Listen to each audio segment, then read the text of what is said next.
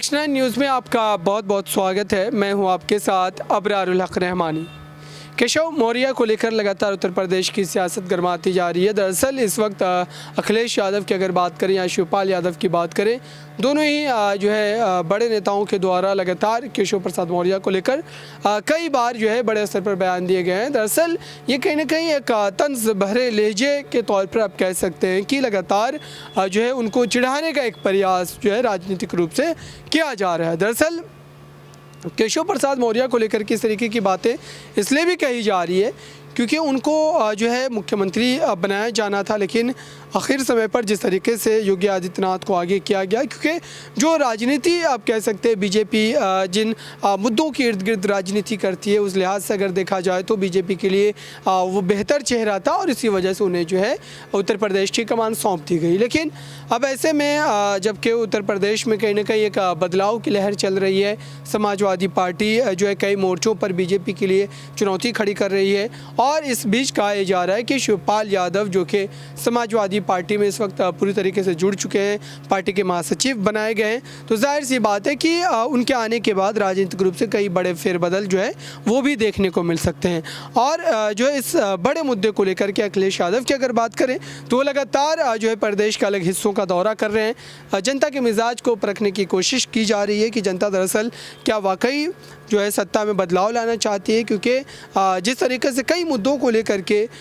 विपक्षी ताकत दिखाने के लिए लगातार अखिलेश यादव जो है कई बार रोडों पर सड़कों पर उतर करके प्रदर्शन करते हुए देखे गए और ऐसे में कहा यह जा रहा है कि अखिलेश यादव की जो ये मेहनत है वो रंग ला सकती है, सत्ता में वापसी को लेकर के जो तमाम उनकी उम्मीदें हैं वो भी देखने को मिल सकती है। और इसी मुद्दे पर बात करने के लिए मेरे साथ मौजूद है कशिश, उनसे समझेंगे दरअसल इस वक्त उत्तर प्रदेश में सियासी हालात किस तरीके के हैं और वाकई क्या केशव प्रसाद मौर्य को लेकर के जो तमाम बातें कही जा रही है उसमें कितनी हकीकत है, क्या अखिलेश यादव उनकी वापसी जो है करवा पाएंगे समाजवादी पार्टी में, क्योंकि समाजवादी पार्टी का वो हिस्सा जो है कई वर्षों तक रह चुके हैं। हालांकि जो है कई जो है बड़े मुद्दों को लेकर के उनकी नाराज़गी हुई और फिर उन्होंने पार्टी को अलविदा कह दिया। तो ऐसे में अब ये देखने वाली बात होगी कि 2024 की बात करें या फिर नगर निकाय चुनाव की बात करें, इस समय क्या समाजवादी पार्टी इतनी मजबूत स्थिति में है कि वो बीजेपी के नेताओं को तोड़ सके। देखिए, यहाँ पर समाजवादी पार्टी अभी इतनी मजबूत नहीं कहा जा सकता। शिवपाल का साथ भले अखिलेश यादव को मिल गया हो, लेकिन फिर भी जो बोलबाला था यहाँ पर समाजवादी पार्टी का मुलायम सिंह यादव नेताजी की वजह से वो अभी नहीं हो पाया यहाँ पर। तो कहीं ना कहीं बीजेपी को बड़ा झटका अभी नहीं दे सकती समाजवादी पार्टी। हाँ, अगर यहाँ पर समाजवादी पार्टी के साथ और भी पार्टियाँ लगातार मिलती हुई नजर आती है, जिसमें मायावती हो गई या ओपी राजभर भी हो गए और भी ऐसे तमाम दल है जो लगातार अगर मिलते हैं तो उससे हो सकता है कि सपा यहाँ पर मजबूत हो जाए गठबंधन से। लेकिन अकेले सपा अभी यहाँ पर योगी सरकार को झटका नहीं दे सकती। नगर निकाय चुनाव है, क्योंकि आप ये देखिए कि सिर्फ एक मैनपुरी जीत जाने से आप ये नहीं कह सकते कि हमारी ताकत आपने देख लिया, हम आपको ताकत दिखा देंगे। शिवपाल सिंह यादव ने भी बयान यहाँ पर दिया था कि चुनाव कैसे लड़ते हैं, जनता का काम कैसे करते हैं, ये मैं सिखाऊंगा, एक बार हमें वापस सत्ता में तो आने दीजिए। ये धमकियाँ कहीं ना कहीं यहाँ पर ऐसे मान लीजिए कि ठंडे बस्ते में जाती हुई नजर आएगी, क्योंकि इससे बातें की जा रही है, काम नहीं किया जा रहा है। मैनपुरी में अब तक क्या फैसला लिया है, क्या काम किया डिम्पल यादव ने, मुझे नहीं लगता कुछ भी खास अभी तक किया है। लगातार यहाँ पर सुर्खियों में थी एक समय पर डिम्पल यादव, अभी डिम्पल यादव का नाम बिल्कुल भी सामने नहीं आ रहा। वहीं पर अगर देखा जाए तो बस यही है कि राष्ट्रीय कार्यकारिणी बना दी है और यहाँ पर जिम्मेदारियां दे दी है, लेकिन आखिरकार किसको किस तरीके से काम करना है ये तक नहीं बताया गया किसी को भी। तो कैसे कहा जाए कि यहाँ पर शिवपाल सिंह यादव के ही आने से अखिलेश यहाँ पर कहीं ना कहीं मजबूत होगा, योगी आदित्यनाथ जैसी पार्टी जो है यहाँ बीजेपी पार्टी को झटका देंगे, क्योंकि लोकसभा तो आप भूल ही जाइए, नगर निगम में भी यहाँ पर अगर झटका देते हैं या फिर कोई चुनौती दे देते हैं, कुछ ज़्यादा सीटें निकाल लेते हैं तो एक बहुत बड़ी बात होगी सपा के लिए। बिल्कुल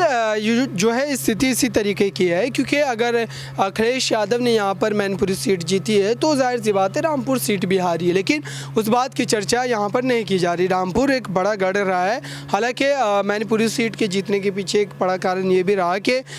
मुलायम सिंह यादव के देहांत के बाद कहीं ना कहीं लोगों का एक भावनात्मक जुड़ाव रहा और उसकी वजह से डिम्पल यादव जो जीतती नजर आई। और यहाँ पर देखा जाए तो जो है शिवपाल यादव भी, जिनका विधानसभा क्षेत्र जो है वो सी लोकसभा क्षेत्र के अंतर्गत आता है, तो जाहिर सी बात है कि उनकी भी एक बड़ी भूमिका रही इस पूरी जीत में। लेकिन यहाँ पर माना ये जा रहा है कि इस समय जिस तरीके से विपक्ष जो है तार तार होता नजर आ रहा है, विपक्ष के भीतर किसी भी तरीके से एकजुटता नज़र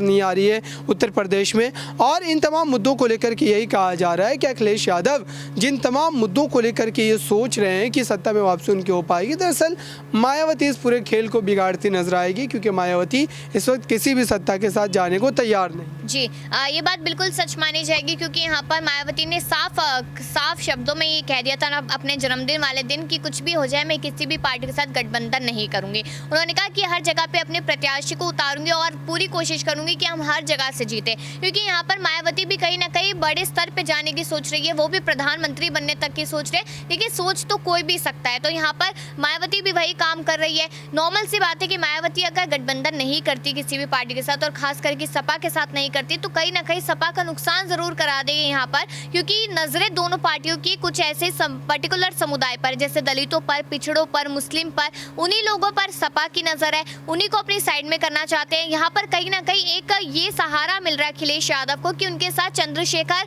रावण जो है यहाँ पर भीम आर्मी चीफ के जो है नेता, वो उनके साथ है, क्योंकि यहाँ पर हमेशा से हमने देखा है कि चंद्रशेखर और मायावती के बीच में हमेशा से तगड़ी भिड़ंत देखने को मिली है, और जिसका फायदा कहीं ना कहीं वो अखिलेश यादव को करा सकते हैं। लेकिन बीजेपी के सामने मायावती का अकेले स्टैंड होना वो भी बहुत ज्यादा मुश्किल है। अगर पिछली बार की बात की जाए तो मायावती और सपा का मतलब कि बसपा और सपा का गठबंधन हुआ था, वो गठबंधन भी फेल होता नजर आया था और योगी आदित्यनाथ की पार्टी बीजेपी आराम से यूपी में जीतती नजर आई थी। तो नॉर्मल सी बात है कि गठबंधन हो ना हो कोई खास फायदा नहीं पड़ता, लेकिन हाँ अगर बसपा अकेले यहाँ पर चुनाव लड़ेगी तो वो नुकसान यहाँ पर कांग्रेस का भी कराएगी, क्योंकि कांग्रेस की भी नजर यहाँ पर मुस्लिम समुदाय पर ज्यादा है और दलितों पर भी ज्यादा है, और वही चीज यहाँ पर सपा के साथ है। सब लोग मिलते हैं तो कोई ना कोई यहाँ पर फायदा हो सकता है, नहीं मिलते अलग अलग तो एक दूसरे की वोट ही काटते नजर आएंगे और इसका फायदा बीजेपी ही उठा कर ले जाएगी। अभी अगर देखा जाए तो कहा जा रहा है कि वोट बैंक के लिहाज से कहीं ना कहीं अखिलेश यादव समाजवादी पार्टी